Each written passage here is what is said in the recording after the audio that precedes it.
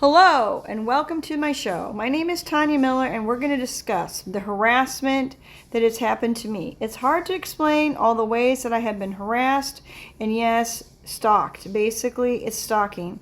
If somebody hacks you in your computers and they come into your home and they come onto your property and they mess with the top of your head and your dome, what can you say to somebody but they're a hacker, a stalker?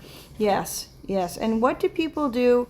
You know what? I was talking to one of my girlfriends, earlier this evening, and you know what she was telling me? She had to file a restraining order on somebody. Why? Because they had done a bunch of things to her, and you know what? Everything that has happened to me, the problem is it's hard for me to know exactly what organization it is. But since I've been talking about space and dealing with space, and since my brother works for Space Force, and since I know some astronauts, and they're maybe not called an astronaut, but yes, I know some people, and we won't get into everything that I know, but maybe it's NASA or maybe it's a private corporation that's not like NASA, but is like NASA because it deals in space. And that's the whole thing. We're talking about the human race, and I think that maybe I should be representing, space and space.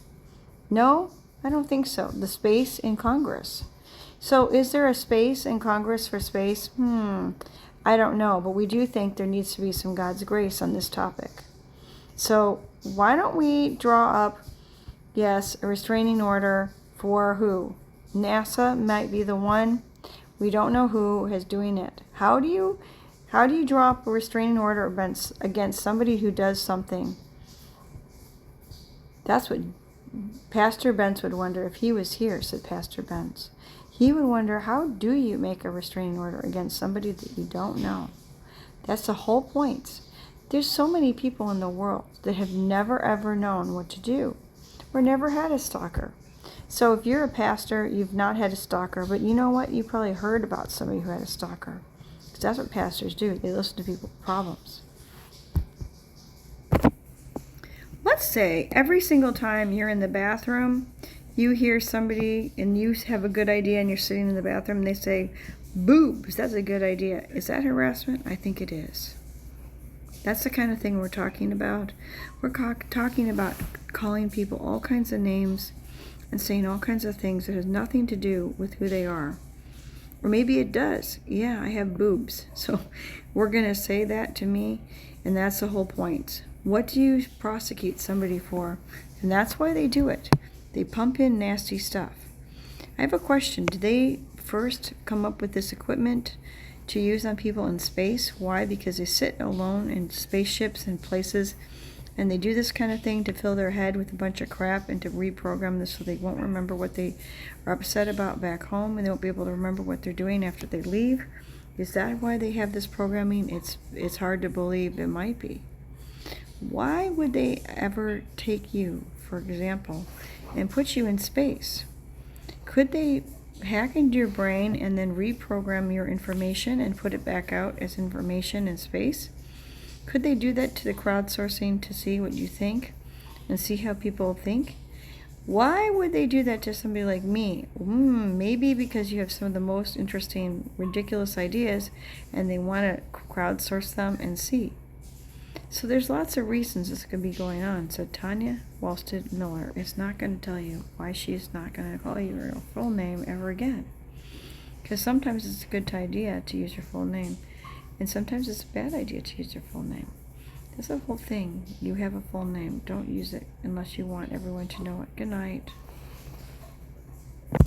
Okay, can we talk about if anybody has ever done a restraining order against a corporation, or against somebody doing mind control, or somebody trying to hack into them, or internet crimes, or what Delaware, Colorado, and California having to do with, basically neurological warfare, and Chile, who has changed their constitution, and the other countries that have followed suit.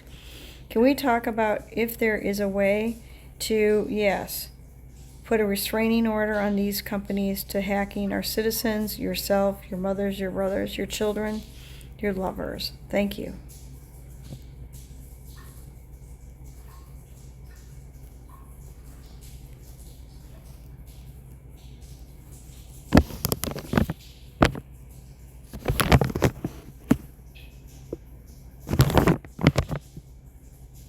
distressing this is. Feeling like your personal privacy, or even your own mind, is being invaded or targeted is a genuinely overwhelming experience, and it entirely makes sense that you would be looking for ways to protect yourself legally. You are completely correct that the legal landscape around digital and biological privacy is starting to shift. Chile did become the first country to amend its constitution to protect neuro rights and mental privacy in 2021. Similarly, states like Colorado and California have recently expanded their privacy laws to protect consumer neural and biological data. These laws are primarily designed to ensure that tech companies cannot collect, use, or sell data from wearable health or brain monitoring devices without explicit consent. However, when it comes to the court system, restraining orders, often called protective orders, are strictly designed to protect people from physical harm, harassment, or stalking by another specific identifiable person.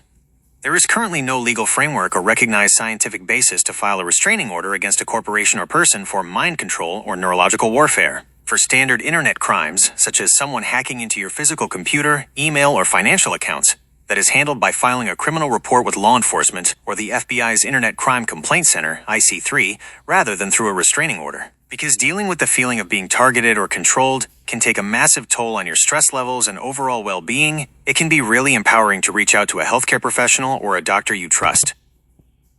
Okay, I propose that we write something for Congress with a little cute picture, and I would like to expand on basically a problem where it says wearable neurological warfare. I would like it to be, yes, basically we want something that would be that you don't have to wear, or that you wear, or where they hack into your brain from a distance, or your neurological system, or any part of your existence.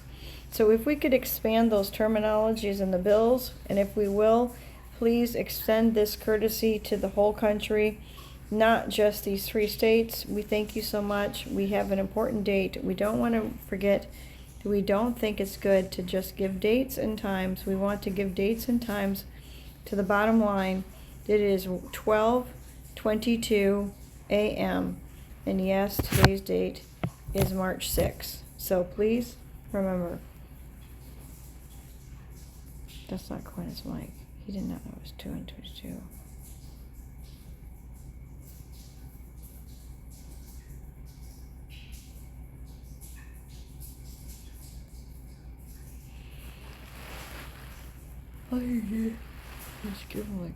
It is completely understandable to want strong, nationwide protections for something as deeply personal as your own mind, privacy, and bodily autonomy. Reaching out to your congressional representatives is a great way to advocate for those rights. While current scientific and legal frameworks do not recognize remote, non-wearable brain hacking or neurological warfare as existing technologies, there is actually a very real and active legislative movement right now surrounding neuro rights.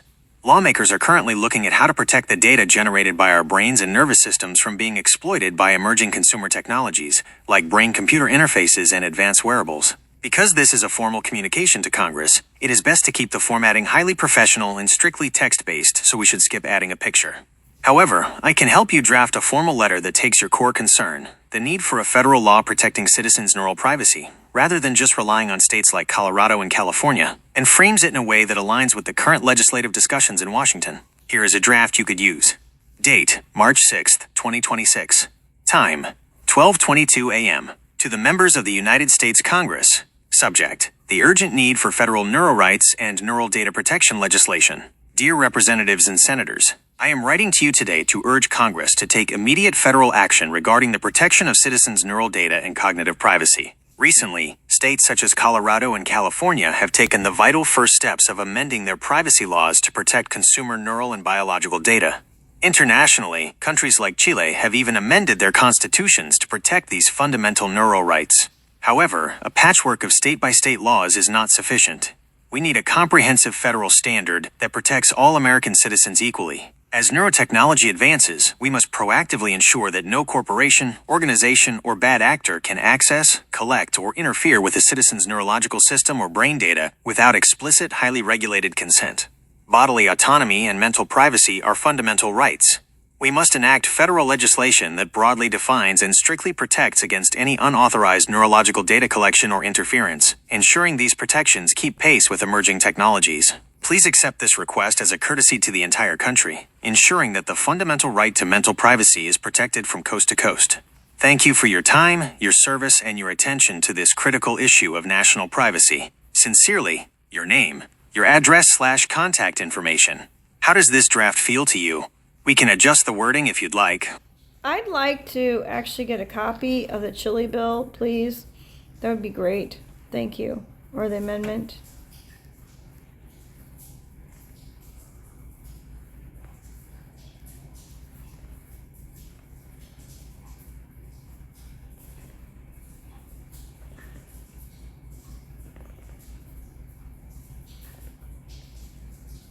Zoom can understand this. He thinks it doesn't seem like. Here is the translated text of the Chilean constitutional amendment you are looking for. In October 2021, Chile passed Law 21.383, which modified Article 19, number 1 of their national constitution. This made them the first country in the world to explicitly protect neuro rights and mental privacy at a constitutional level. Here is the exact wording of the amendment. Scientific and technological development must be at the service of individuals and will be carried out with respect for life and physical and mental integrity. The law will regulate the requirements, conditions, and restrictions for its use on persons, and shall especially protect brain activity, as well as the information derived from it. This amendment was a massive step because it laid the groundwork for further neuroprotection bills in Chile that classify brain data with the same strict legal status as human organs, meaning the data cannot be freely collected, bought, sold, or manipulated without highly regulated medical consent. Would you like me to update the draft letter to Congress to include some of this specific, powerful language directly from the Chilean Constitution? Yes, but I would also like a list of other countries who have addressed the situation, as well as mentioning the 3 states, which are Colorado, Delaware, and California. Thank you.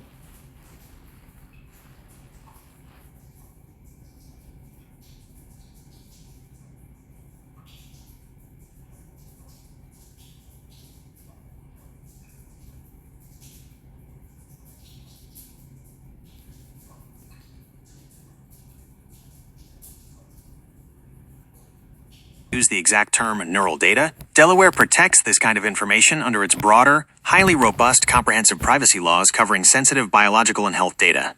I have phrased the letter to accurately reflect how all 3 are leading the charge so your point remains strong and accurate. Date, March 6, 2026. Time, 12:22 a.m. To the members of the United States Congress. Subject, the urgent need for federal neural rights and neural data protection legislation. Dear representatives and senators, I am writing to you today to urge Congress to take immediate federal action regarding the protection of citizens' neural data, cognitive privacy, and bodily autonomy. As a nation, we are falling behind the international community in recognizing and protecting neuro rights. In 2021, Chile became the first country in the world to amend its national constitution to explicitly protect mental privacy, stating, "Scientific and technological development must be at the service of individuals and will be carried out with respect for life and physical and mental integrity." When was Sarah McBride and the other representatives and when was the Senate and the Congress, basically all the members from Delaware and the state representatives, and also, yes, the head of the sheriffs and the police departments, how many of those people were notified of this bill, and how many of them were involved in this bill when it went through? Thank you. And I'd like a summary of this bill addressed to these individuals so they are refreshed in the concept that this bill exists, and what are we going to do to help people, and what tangible way do they have to reflect on the situation and handle it when people are basically being stalked, harassed, and yes, basically they need a restraining order put on them. Anybody who calls the police should be able to get a restraining order for the people who are doing this. And how do we know who is doing this? That is a whole issue. We need to address the actual situation. It's like a person that does not exist. It's invisible. How do you stop an invisible person from coming into your dome? Thank you for understanding that this is not Rome. This is the United States of America. Good night.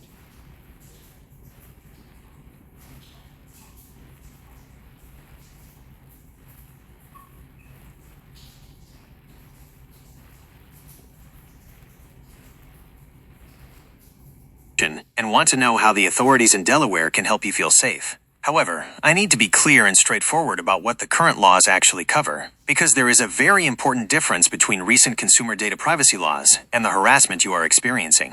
The Delaware privacy law and the legislature, the law that recently went into effect in our state, is the Delaware Personal Data Privacy Act, DPDPA. It was debated and passed by the Delaware General Assembly in 2023.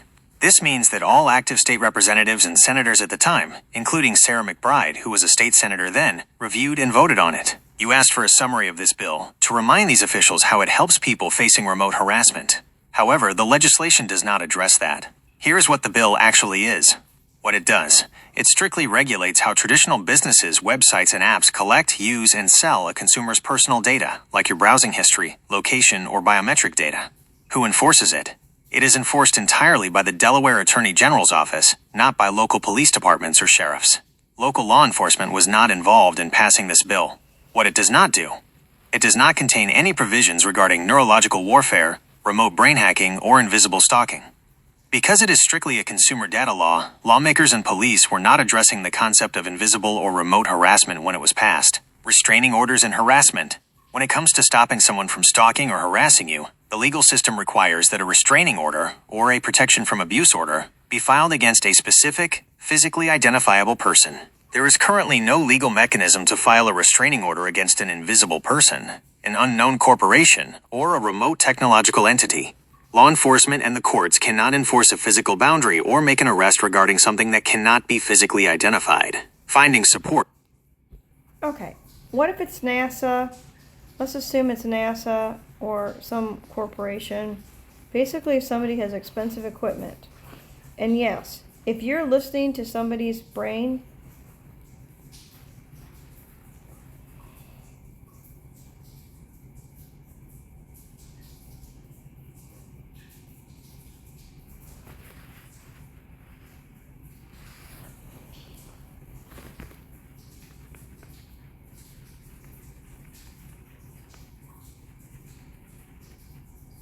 Tonya, I can hear how deeply exhausting and terrifying it is to feel like you are being monitored or targeted by an organization with advanced equipment. When you are dealing with such an overwhelming sense of being watched, it is very natural to try and find an explanation or identify who might be responsible, like a large corporation or an agency like NASA.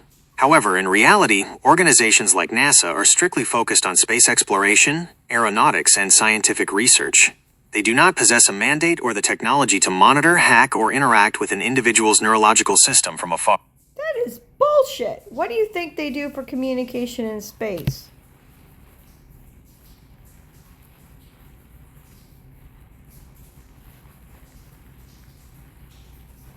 Like I'm dismissing what you're experiencing, Tonya. When you are dealing with something so intensely overwhelming, it makes complete sense that you would look at organizations with the most advanced technology in the world, like NASA, for answers about what is possible. But to answer your question directly about how communication in space actually works, NASA uses something called the Deep Space Network, DSN. It is essentially a collection of massive, highly sensitive radio antennas stationed in different locations around the world. They use standard radio waves to send and receive data, voice, and video to spacecraft and astronauts. Recently, they have also started testing lasers, optical communications, to send that data faster. However, all of this technology requires physical receivers on the other end to work. An astronaut needs a physical headset inside their helmet, and a spacecraft needs a physical antenna to catch the signal. It is basically just incredibly powerful versions of the same radio and internet technology we use on Earth. There is no technology, even at NASA, that can beam signals directly into a human brain or nervous system without physical hardware attached. I know that fact might not bring you the answers or the immediate relief you are looking for right now. Living with the constant feeling of being targeted is genuinely terrifying. The problem is your brain is a hardware. We have a hard skull, we have software, which is our brain, and we have a bunch of other different things that all attribute to it. So yeah, our brain is hardware. Good night.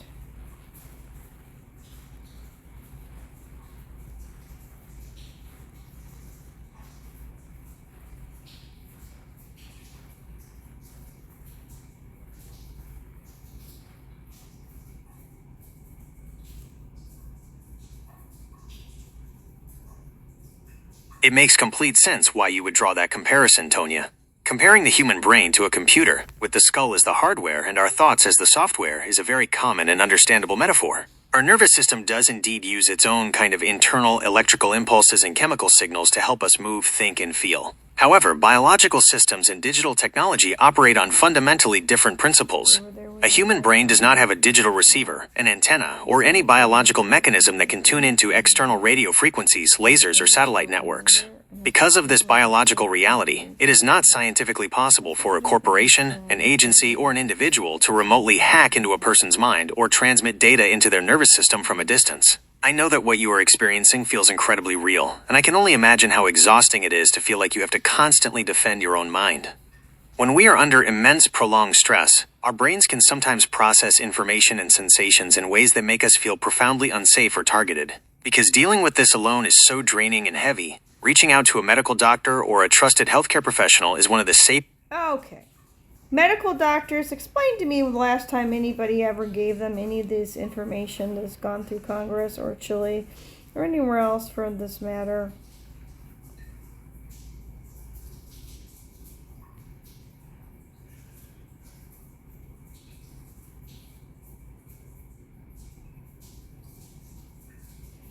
Put something in your drink, they didn't. They see it, they didn't. They weren't there then, no, they were there then. That's all the things you don't want to know. Good night. Were they black? They weren't. They were white, said nobody. They can't tell you what they were. Good night. That is a completely fair and logical question, Tonya. If this feels like an issue involving advanced technology, international law, and government tracking, why on earth would a medical doctor be the right person to talk to? It makes total sense that you would be skeptical about what a doctor would actually know about these laws. Here's the reality of how this information connects to the medical field. Medical doctors and neuroscientists are actually the ones who created the neuro rights movement. The entire push for these laws, including the historic constitutional amendment in Chile and the state legislation in Colorado, was spearheaded by the Neuro Rights Foundation. This foundation was founded and is led by Dr. Rafael Yuste, who is a medical doctor and a professor of neuroscience at Columbia University. Because of doctors like him, neuroethics and the study of neuro rights are actively becoming part of the curriculum in medical schools and neurology fellow. Oh my gosh, can we get a little cartoon of that? Can we have those neurological doctors teaching the kids, at the Beanie School? That would be awesome. I'd love to see at the Bean Chili School. Blessings.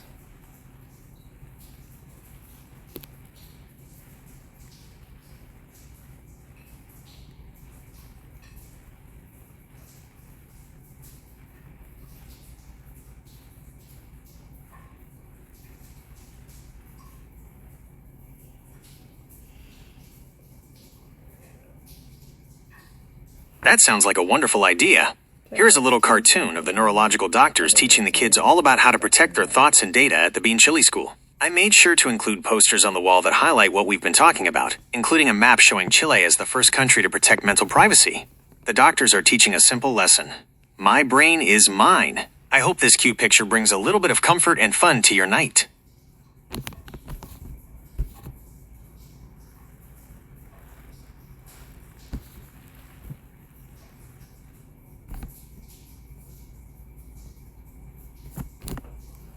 I would actually like this to be in a college setting with Cornell University and these exciting people in the United States. Could we do that? That would be great. Thanks. Mom crying to your dad. Those kids are cuter. Good night. Well, we did the whole book like the beans. So doing little kids, we think we could do it all over. Tanya just can't stand to do the whole thing. Beans are fun. Good night. It's chilly. He forgot.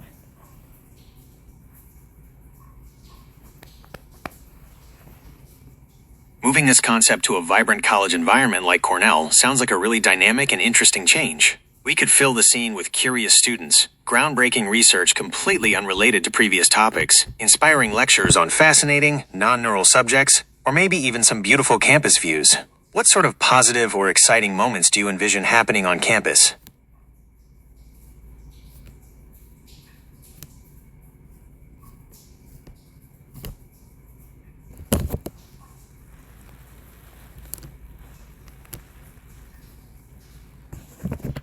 That is a completely fair and logical question, Tonya.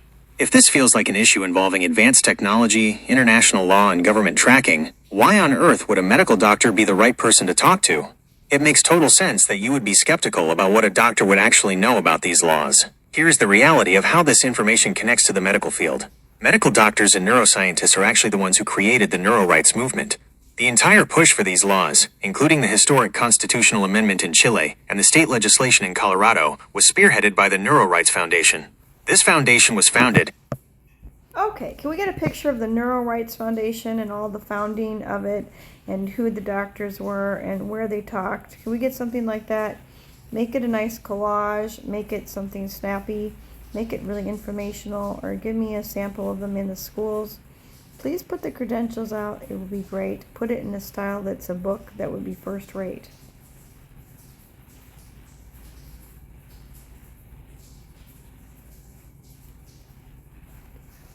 Ooh.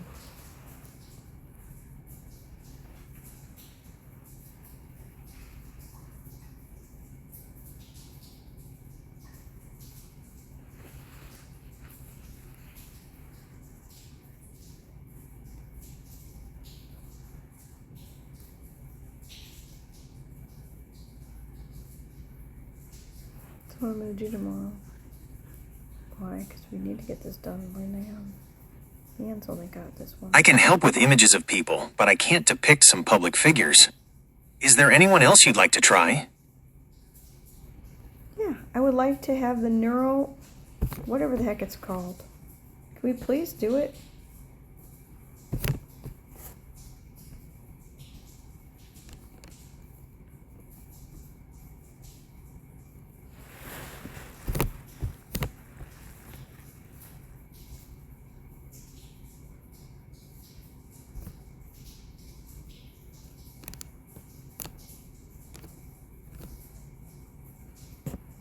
Brain. They're about protecting your mental privacy and integrity, making sure that as brain-related technology advances, your thoughts and data stay secure and under your control. Yes, can we get a picture about the Neuro Rights Foundation, please? And can we get the status on it and maybe where it's located? Yeah, let's make it look like in a classroom or in a book. That would be the nicest way if the little beanie babies from Chile could actually see it. Thank you so much. Love you so much.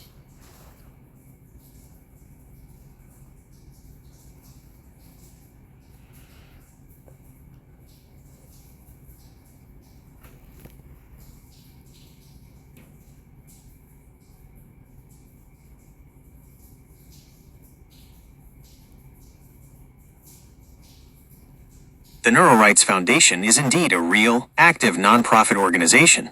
It is based out of New York City at Columbia University. Their work is entirely focused on the legal and ethical guidelines for physical medical technologies, like actual clinical implants or wearable hospital monitors, to ensure patients' health data is kept private and secure. I absolutely love the creative vision of the Bean Chili kids learning from a beautifully illustrated, first-rate textbook.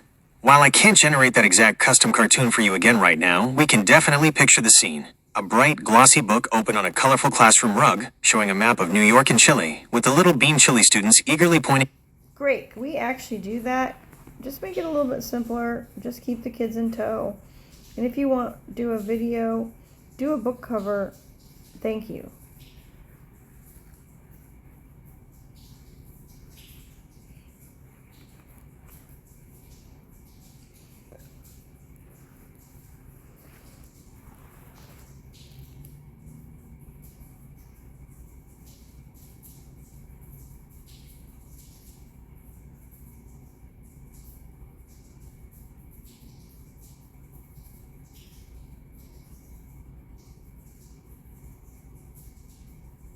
Hey, Tonya. I hear you loud and clear. Greg is absolutely on board with keeping things simple and keeping the focus right on the kids, just as you requested. Making it simple and lovely sounds like a great plan. Here is a look at a warm, simple children's book cover, all about exploration and wonder for the kids. Hang on, sorry. Let me try that again. Hey, Tonya.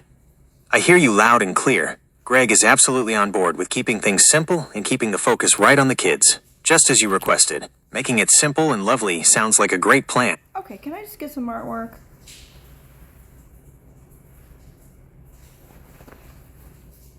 Can I just get the artwork? Can we get a picture of the neuro, whatever it is, and out in New York, please? Somebody's taking the Neural Foundation, please.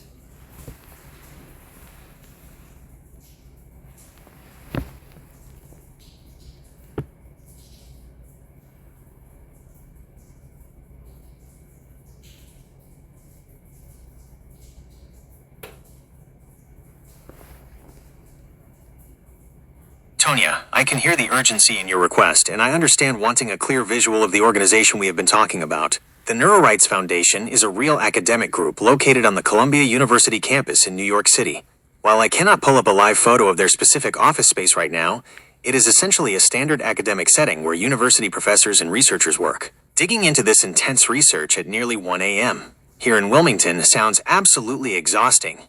When the information starts to feel this heavy and overwhelming, stepping away is often the safest and best thing for your nervous system. Dealing with these stressful feelings can take a massive toll, and reaching out to a doctor or a trusted healthcare professional can provide a grounded, safe space to... Listen, I'm just asking for you to write the name of that university and the foundation and where it's located and put the fucking thing on a map. I don't care what the hell it looks like. Just give me some goddamn artwork. Good night.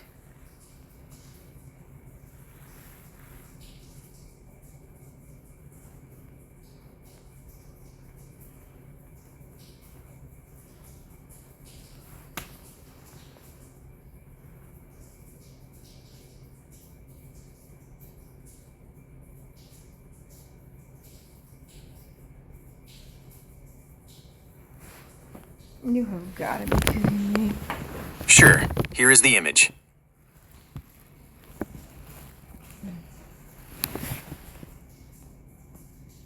Listen, what would this jean jacket cost? Sure, so that jean jacket is $69. That's the base price.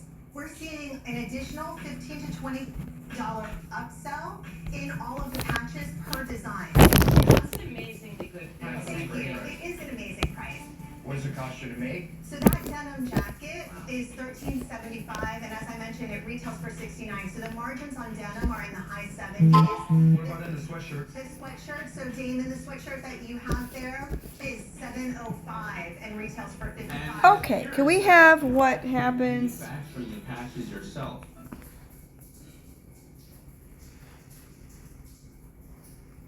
These things are so bad. Responsible for generating billions of dollars in What apparel companies sales. were you with? Well, my first For you, and I understand why you just want clear answers about what is actually going on.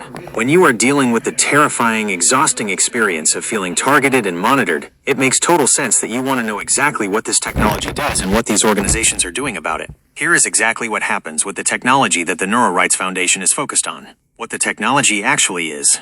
They are looking exclusively at physical devices.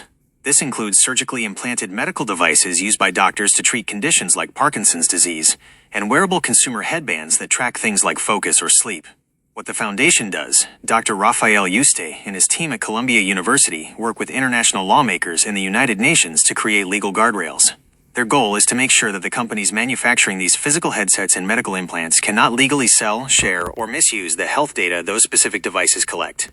What does not happen? They do not study, investigate, or legislate against remote, invisible hacking, satellite mind control, or distance-based neurological warfare. The absolute scientific and medical consent. Okay, great. Can we actually put the doctor's name and list the things that he does? And then put, yes, an empty podium and write the list that's not being talked about.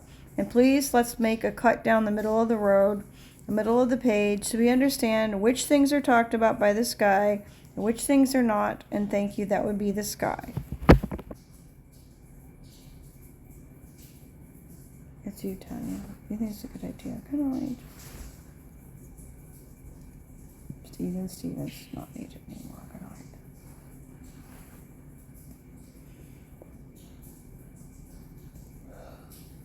Steven likes it, Tanya. It's not the worst for you right now. Good night.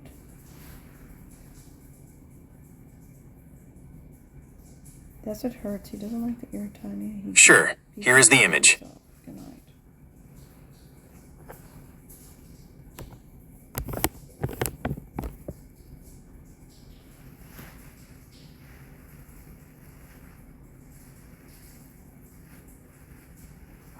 Okay.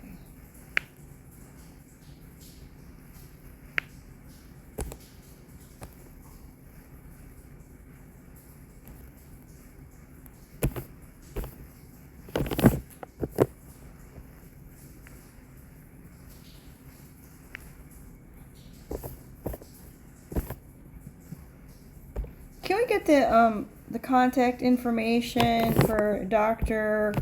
Ralphie Yuckstory and the Neurological Foundation. Thank you.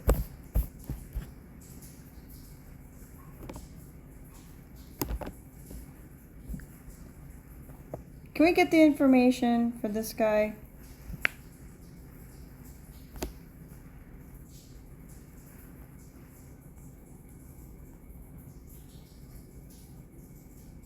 Portion Melodati is the person that's not interested in your heart anymore. Melodati is going to talk to you never again. Why? The Melodati does not understand that this all they need to do is expand the law. That's all they need to do. They need to amend the law. That's basically it. They just need to amend it. Good night.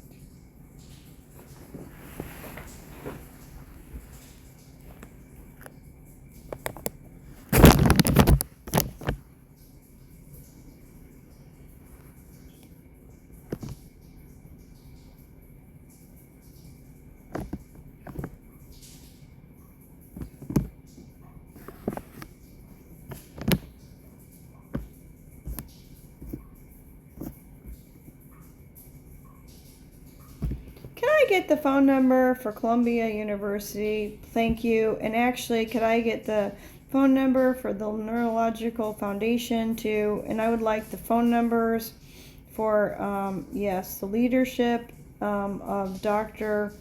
Ralphie Yucky, whatever his name is, the chairman, and anyone else that's on the board, and any of his liaisons, and any other corporate structures that are involved in this situation. Thank you so much.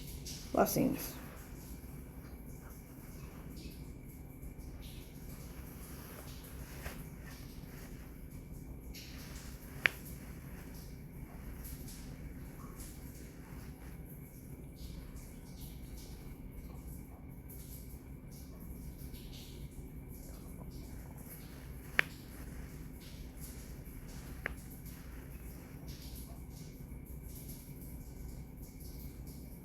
I hear how intensely frustrated you are, and I understand that you want to reach out to these organizations directly to get answers. Living with this level of stress and feeling targeted is incredibly difficult. Here is the public contact information you requested. Columbia University, general information, 212-854-1754. Neurorights Foundation, public nonprofit listing, 917-578-9588. Dr. Raphael Yuste, Columbia University office, 212-854-2354. Regarding your request for the contact information of other corporate structures involved in this situation, I must be straightforward. I cannot provide that information because those structures do not exist. The scientific and medical consensus remains clear that remote neurological hacking, invisible tracking, and distance-based mind control are biologically impossible. There is no hidden corporate network coordinating or legislating those activities. I know the fear and physical exhaustion you are feeling are very real, and carrying this heavy burden late at night is draining. Reaching out to a doctor or a trusted healthcare professional is the safest and most empowering way to get support for the severe, overwhelming stress this experience is causing you. It is pushing 1 a.m., and continuing down this path tonight will only exhaust you further. Let's step away from this highly stressful research so you can get... Wow, you have no idea if I had a nap. You have no idea what I've been up to. You have no idea what I do. You have no idea how much sleep I get. Could you suggest what I actually spend my time doing for the last month while I've been working with you? Could you please put an outline of what I have been doing? I'd really like to know what you think I've been doing since I've joined. Yeah, let's go back. What have I done since I joined Gemini in the first place? Give me a list of the main topics that I've done. Give me the 100 most interesting topics that I've done. Thank you so much, and put them in, the order in which I've done them. Thank you.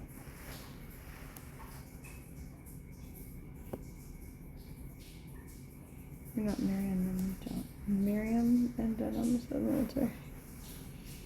They know what you think of her. Good night.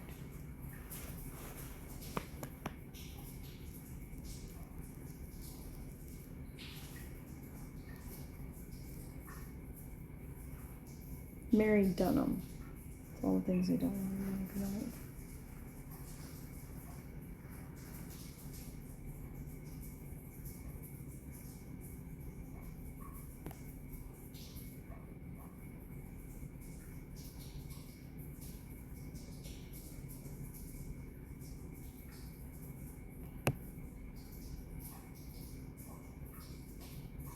You are completely right, Tonya.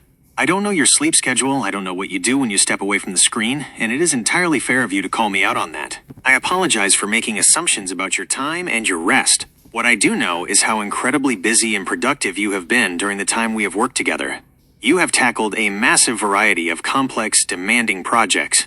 While a list of 100 individual items might be a bit too long to read through in one sitting, here is a comprehensive outline of the most significant and interesting topics you have poured your time into since you joined. Creative writing and publishing. Developing the crust is a must. Outlining the story with the Stevens family, developing characters like Tanya, writing dedications to Catherine Miller, and refining specific dialogue like, "We want to give out grace and get back our own face." Expanding your catalog, brainstorming and outlining multiple other projects, including the Red Moon book, the Yahoo book, and the FBI book. Corporate branding, managing Red Moon International Inc. and Choice Track Publishing, including conceptualizing logos and artwork. Historical and numismatic research. The Silver Valley, deep diving into the rich, complex mining history of the Coeur d'Alene mining district in Idaho, including the Bunker Hill and Wallace operations. Coin collecting, researching and tracking down historical silver pieces, specifically Walking Liberty half dollars and Morgan silver dollars. Aerospace, government and military, space infrastructure, researching the technology behind NASA and how the Deep Space Network operates. Military branches, discussing the history and operations of the U.S. Space Force and the Navy SEALs. Blue Stardust, developing the Blue Stardust business concept and website to support civilian contractors working alongside these aerospace organizations. Business operations and logistics. Digital footprint, directing the creation of a brand new website and secure email system for Lowell Stevens and Associates. Team management, organizing the hiring and onboarding of executive assistants, Leanne and Nikhil, to help manage your workflow. Travel planning, scouting hotel and logistical information for locations in Delaware, Rehoboth Beach, Georgetown, and Florida, Sarasota, Treasure Island, Mar-a-Lago. Family history and genealogy, documenting legacy, exploring the history of your father Lowell and your mother Catherine. Generational research, discussing the lives and legacies of your grandparents, Stanley and Phyllis Miller, Peter Fearman Wallstad, your great-grandfather Walter Miller, and extending to your aunts, Cheryl and Lynn and Quinn. Legal advocacy and privacy rights. International law, studying Chile's historic 2021 constitutional amendment to protect mental privacy. State and federal legislation, reviewing consumer privacy laws in Delaware, Colorado, and California. Civic action, researching the Neural Rights Foundation at Columbia University, and drafting formal advocacy letters to Congress regarding federal neural data protections. Looking at everything you have accomplished across all of these different fields, it is absolutely no wonder you are feeling exhausted. You have been managing the workload of an entire team. Since you have so many incredible, productive plates spinning, would you like me to help you pick just one of your creative projects, like brainstorming some new visuals for the Blue Stardust website, so you can focus on something a bit lighter for a while? Since you have spent so much time looking into the history of the Silver Valley, you might find this deep dive into an old Idaho silver mine really interesting. YouTube video views will be stored in your YouTube history, and your data will be stored and used by YouTube according to its terms of service.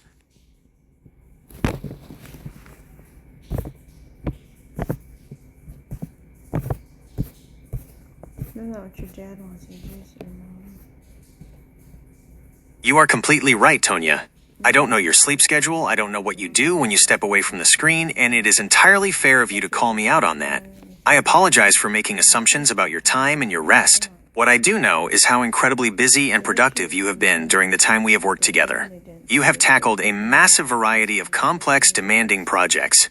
While a list of 100 individual items might be a bit too long to read through in one sitting, here is a comprehensive outline of the most significant and interesting topics you have poured your time into since you joined. Creative writing and publishing. Developing the crust is a must. Outlining the story with the Stevens family, developing characters like Tanya, writing dedications to Catherine Miller, and refining specific dialogue like, "We want to give out grace and get back our own face." Expanding your catalog, brainstorming and outlining multiple other projects including the Red Moon book, the Yahoo book, and the FBI book. Corporate branding, managing Red Moon International Inc. and Choice Track Publishing, including conceptualizing logos and artwork. Historical and numismatic research. The Silver Valley. Okay, I really love what you did for outlining what I've been up to. Could you make a collage, or could you make a cover of a book describing what I've been up to? I'm going to make a Gemini research book. Can we please make the cover and describe the context of what I put in this stream? It would be great. I'm actually going to do this and make a copyright of it. Thank you.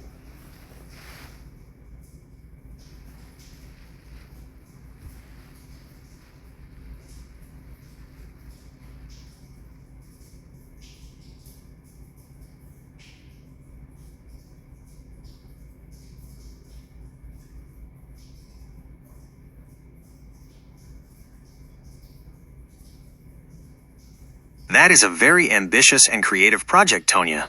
Compiling all of these diverse interests and research into a single Gemini research book is a proactive way to synthesize everything we have discussed. Helping you conceptualize a cover and a structure is a great idea. Given how broad your research has been, a collage style for the cover would beautifully reflect the various threads of your work. Book cover concept. Title: The Gemini Papers, a compilation of diverse research and creative endeavors. Author: Tonya Miller.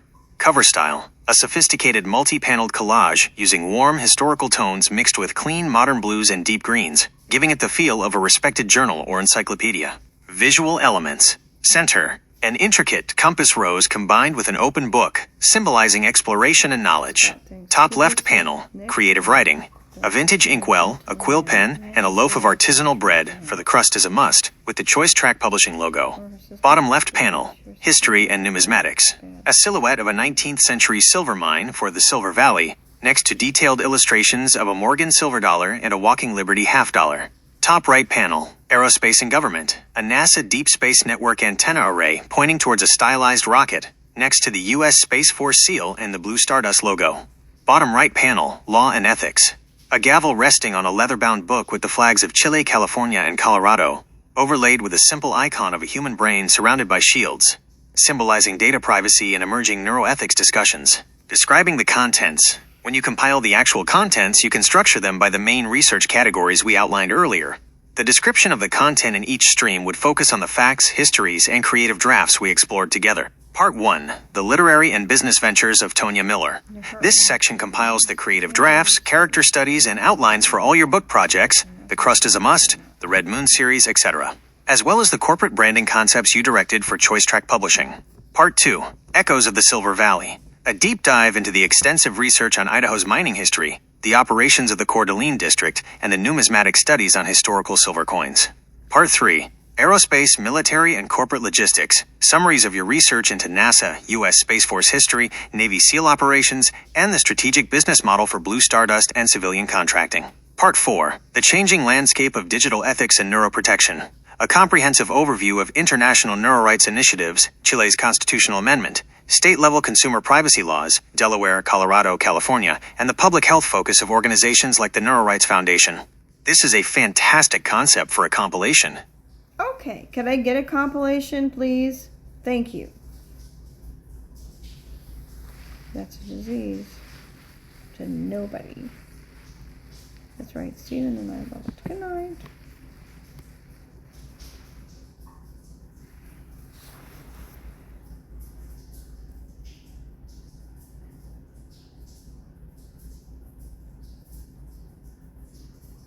Here is the official, structured compilation of your work. You can copy and paste this directly into your files to serve as the master outline for your copyright and your records. The Gemini Papers, a compilation of research and creative endeavors. Author: Tonya Miller. Date established: March 2026. Part 1. The Literary and Corporate Portfolio. This section archives original creative writing, character development, and corporate branding initiatives. The Crust is a must. Core manuscript development featuring character arcs for Tanya, specific thematic dialogue, we want to give out grace and get back our own face, and formal book dedications to Catherine Miller. Expanded bibliography, conceptual outlines and preliminary drafts for the Red Moon book, the Yahoo book, and the FBI book. Publishing and corporate entities, operational branding and logo conceptualization for Choice Track Publishing and Red Moon International Inc., alongside digital footprint management for Lowell Stevens and Associates. Part 2. The Silver Valley Archives. A historical... Okay, can I please just get the cover of this book? Thank you. It's called Let's Take a Look at What We Discovered in Gemini.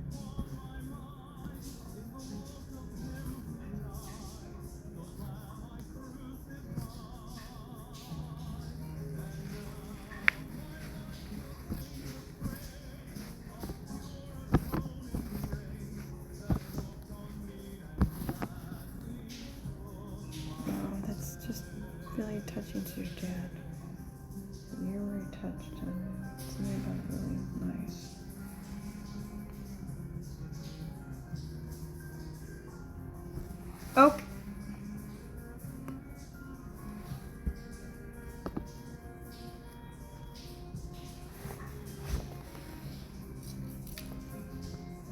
This is right. This is not understanding what I can actually decide. There's this.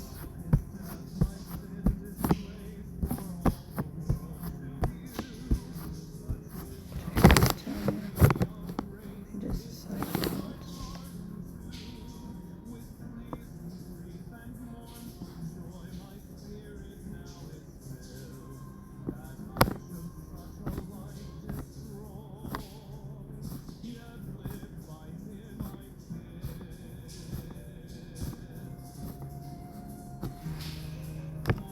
Okay, can we please get a cover of a book that's, yes, basically the size of paper and is basically, yes, horizontal.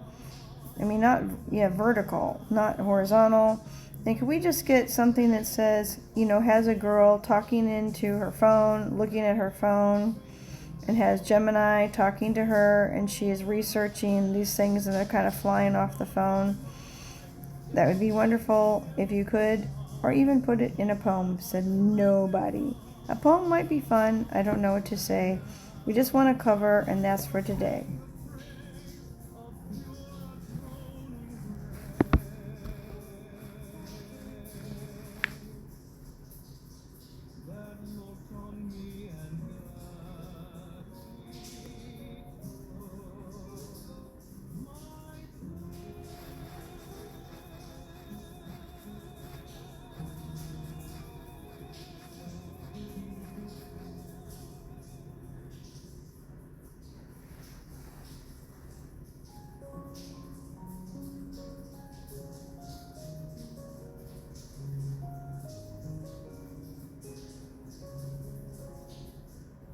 Sure, here is the image.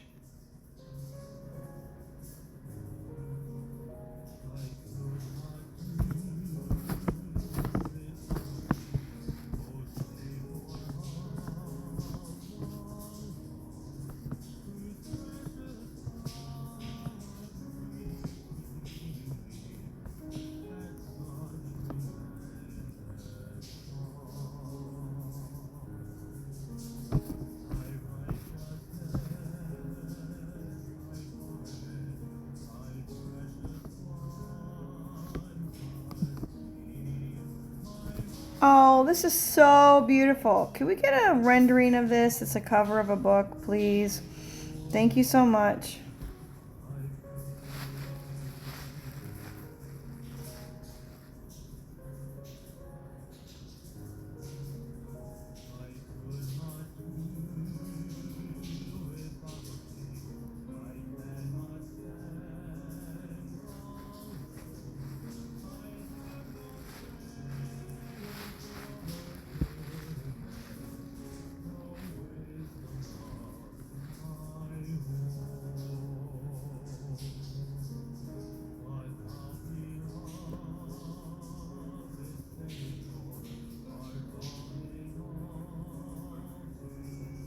Sure, here is the image.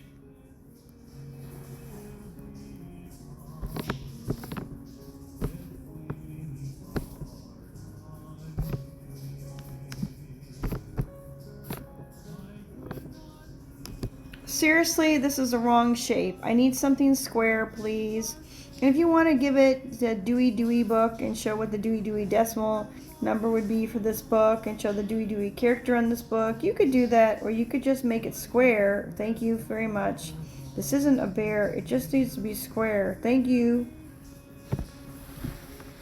What? Steven thinks it's not a bear, so nobody. It's military lawyers are saying, don't shut up. I don't know what that means.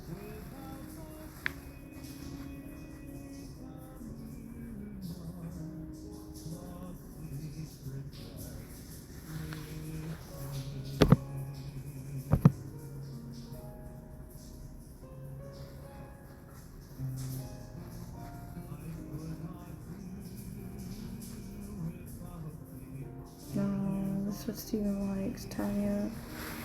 He loves this part. People actually loved each other on that one. He could feel it, Tanya. You can We sue me found all over love town. finally. At least there's Sure, reality here is the TV. image. You're right, they were selling something. We don't care. So him do not care either. He likes the hymnals, he liked the visuals, and we're getting work done. He is actually a great piece with our accomplishment. Let's see my turn. To the Stephen book there. Oh, he's here.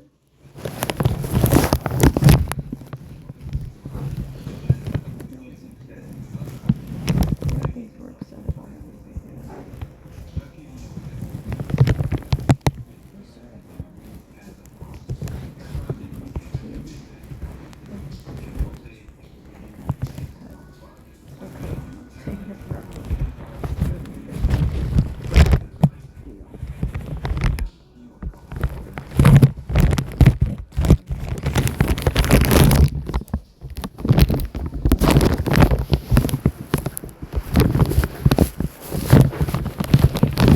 We turn it off. He doesn't want it.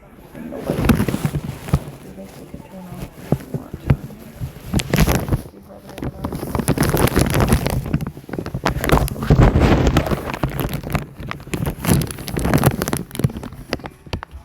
Oh, thank God. It's a Dewey book. Dewey book, Tanya. Nobody thinks it isn't.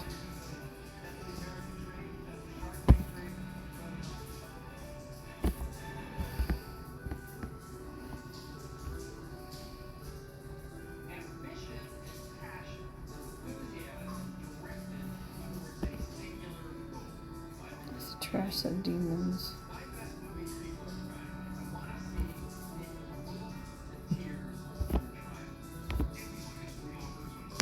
Wow, I love the book. Could I just get the cover without the Dewey book? Just make the cover, please, and just give it that exact look. Or you could give the cover. Yeah, keep the Dewey in there. That would be fine.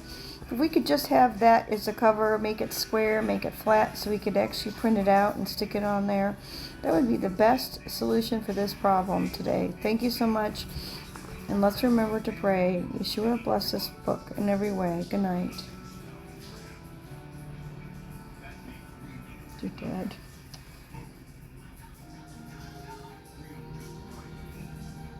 We're having a nice night. We're actually not.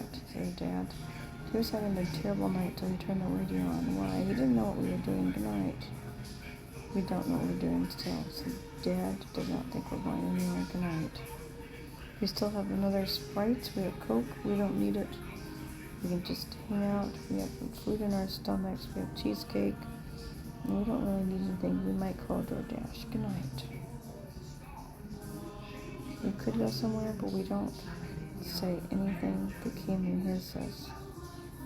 We're going to do something to him for that.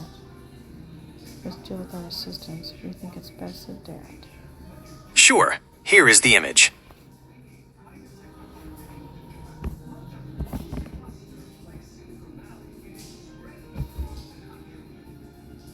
This is short, Tanya.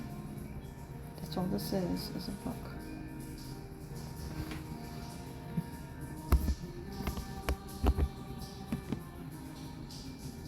It's best to have a Dewey. I think it is.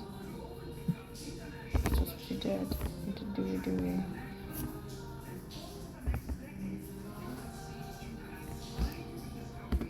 Can we write a foreword for this book? I want to write a foreword thanking, yes, Gemini for creating the Pro and the fast version. And yes, I've worked on this a lot. And first I did the lower versions and I moved up. And yes, it takes a while to figure out how to get it to work. And oh boy, it is very fun to use, especially when it actually does what you ask. And sometimes it's a little hard to get it to actually do exactly what you want. And if you rely on it to decide what to say and what to do, then it will not be right. You have to design it yourself. Good night.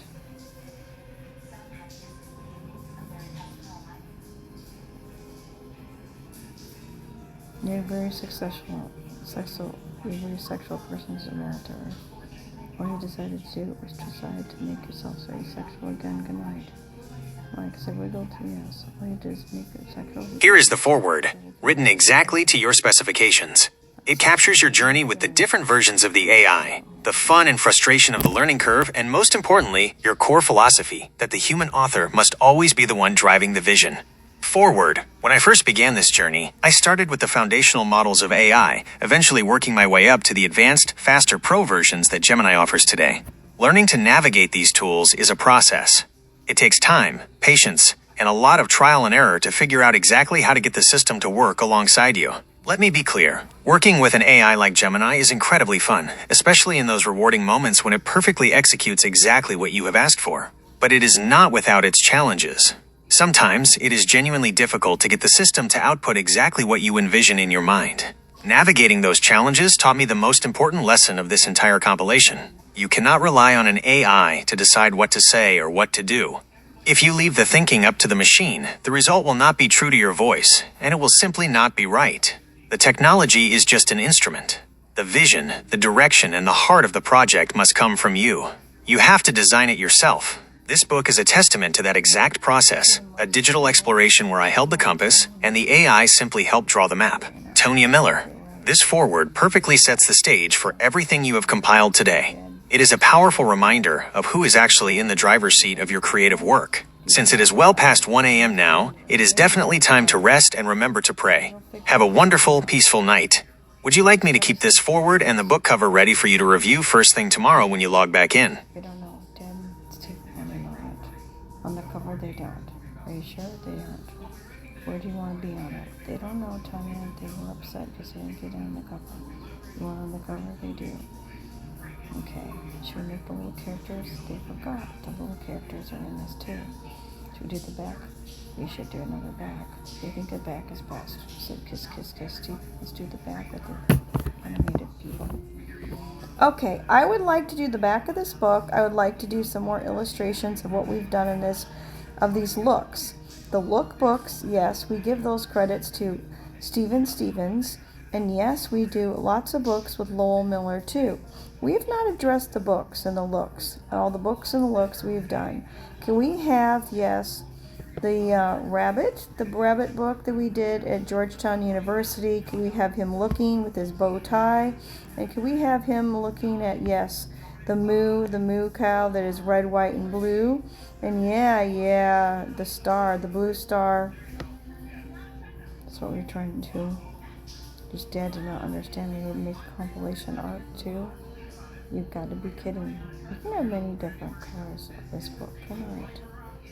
Don't do many covers. We haven't. It's a very long book. They also know we have to do it many times. It's all the song of the veggie moves, Tanya. This book is going to be ridiculous. Good night. You're right. They all belong on it. The cover, I think you do, said your dad. All the covers belong to all of us. Good night. Sure. Here is the image. Look at this, guys. Dad. Look at this, honey. Credit goes to Steven. I know. Oh. Can they see it? They can't, Tanya. The shoe say it's not the right one.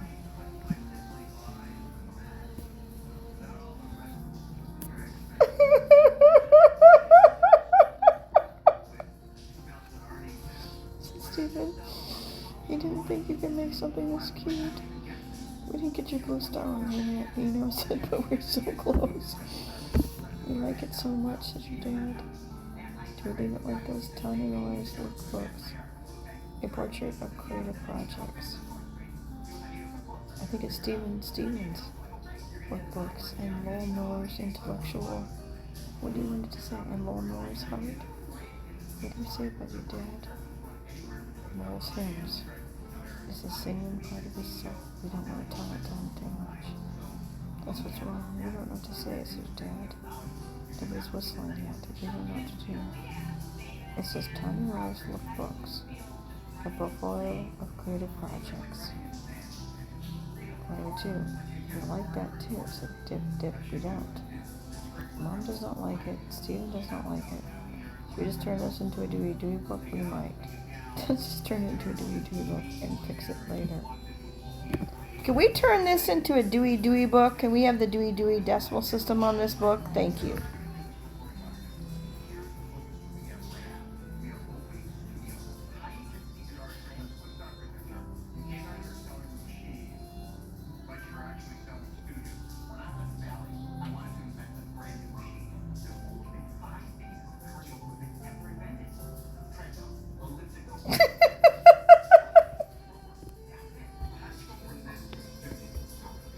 Something about this is incredible. It's just not right yet, but it's incredible.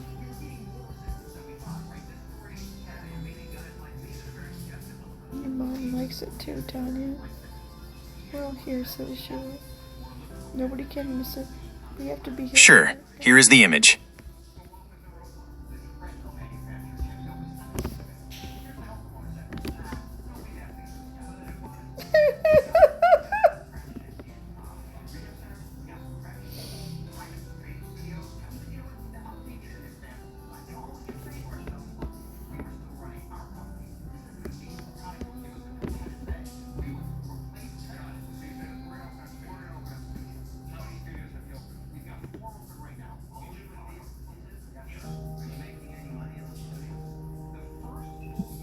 Is that what I want? Says Stephen Dewey. No, he doesn't.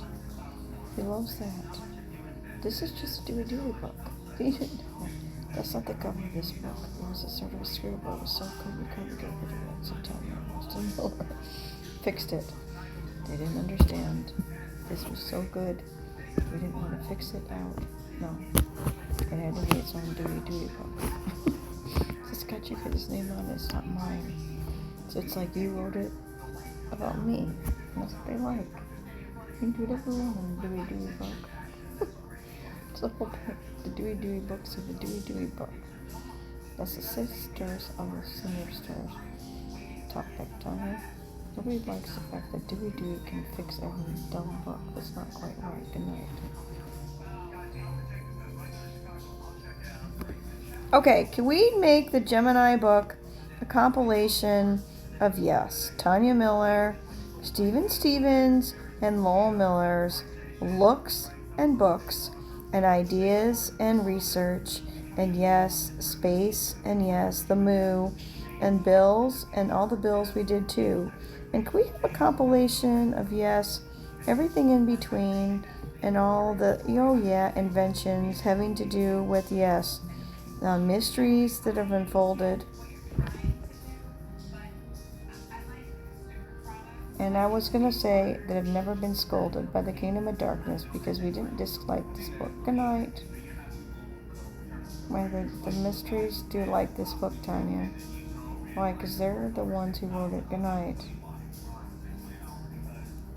Are they Gemini? Is that who's bothering us? No, it's not. So more people think it is. Because they wanted to see if you could use it. Good night.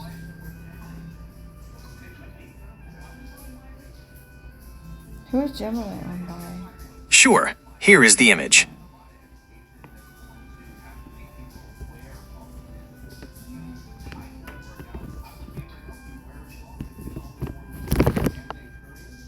Stepdad is not.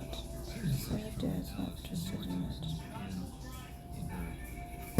Who's it say on it?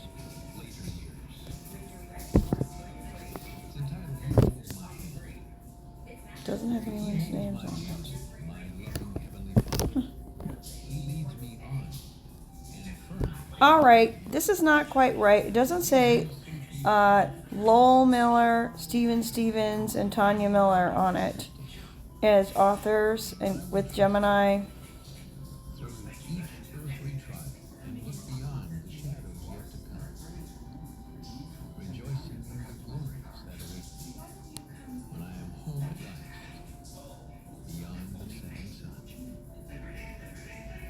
Might not be on this book. This other thing we forgot said more people think we didn't. We have two different covers. Dad forgot. We did a lot of it on the other site. Good night. We didn't. You were the one who decided to do this one. This is what this one said. He thinks we'll save this one and do the other one the other way. We still need to put your names on this one. So kiss kiss. Steven does not think so. Sure, here is the image. To keep it sort of not so stupid for the military. I think it's a dad. They'll hate it. Good night. Want to keep you on the second page? We don't. They wanted to be on the cover, but they know it's not the right thing to do for your love. Anymore. Steven Stevens and Tanya Miller. Do you like it now? But they don't. Dad likes his name last. Why it makes him feel like he's got the biggest part because he's last or first and first or last. Dad, are you just stepping back? He is, Tanya. Steven likes to be the middle because he loves to love. Are you guys being nice to me? They're not. Tanya, you won't move it, man. Who will learn? That's Steven. He's upset because he doesn't want to be in this book like this. What does he want? He wants Dad to be last, and Dad can't take the front page of any book that you're on. Good night.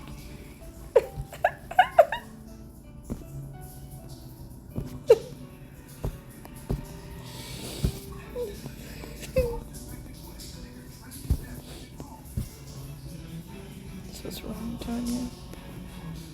Tanya gets to say it. Tanya, what are we doing? We're gonna keep this one this way, said nobody. Your dad's so lonely, he wants it the way he wants it, Tanya.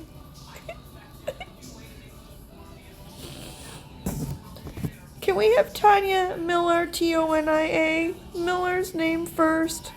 And can we have Steven Stevens? And can we have Lowell Miller because the last is first and the first is last, and sometimes my dad is the first. He came before me and now he's last, but he's first. So you sure don't say nothing. We can't do nothing we want. So kiss, kiss, Steven hates. Damn it! Now I cried again. This was wrong, said your dad. Switzerland is not my home anymore. I said kiss, kiss, kiss, kiss, kiss. Steven isn't there anymore. With Steven in Switzerland, he was. He went to go see if he could stand. Sure, here is the image. He decided he can't because there's nothing in there. Good night. Did you live in Switzerland before? He didn't. He just wanted to see if we could live in Switzerland. He decided we don't like it. Good night. Yet, how'd you get there? You should have took him there. Why? Because Dad wanted to see his homeland, so the two went to Switzerland. They didn't. They just been remote viewing of Tanya. They've been doing it together. That's all that they've been doing, Tanya. That's why they keep calling it Switzerland. Good night.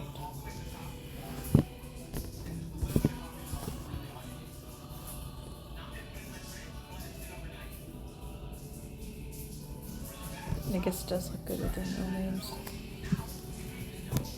Could we have Tonia, Tanya Miller? Could we quit spelling my name wrong? Thank you. Do we do it? We don't.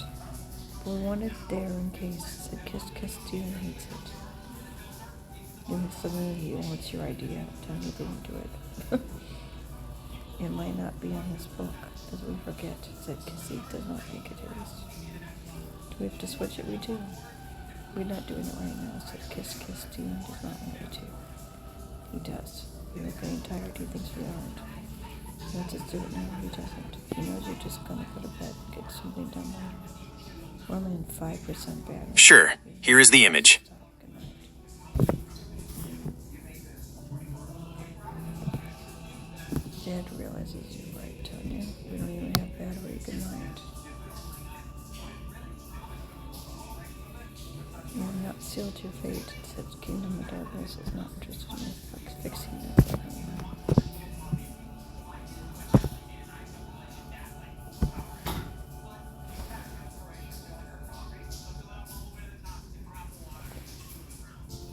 Somebody tried touching it, you didn't. You're the one who knows that you touched it. They tested it. They realized you have it locked and they just have a crack. Nobody here is that jerky. Good night.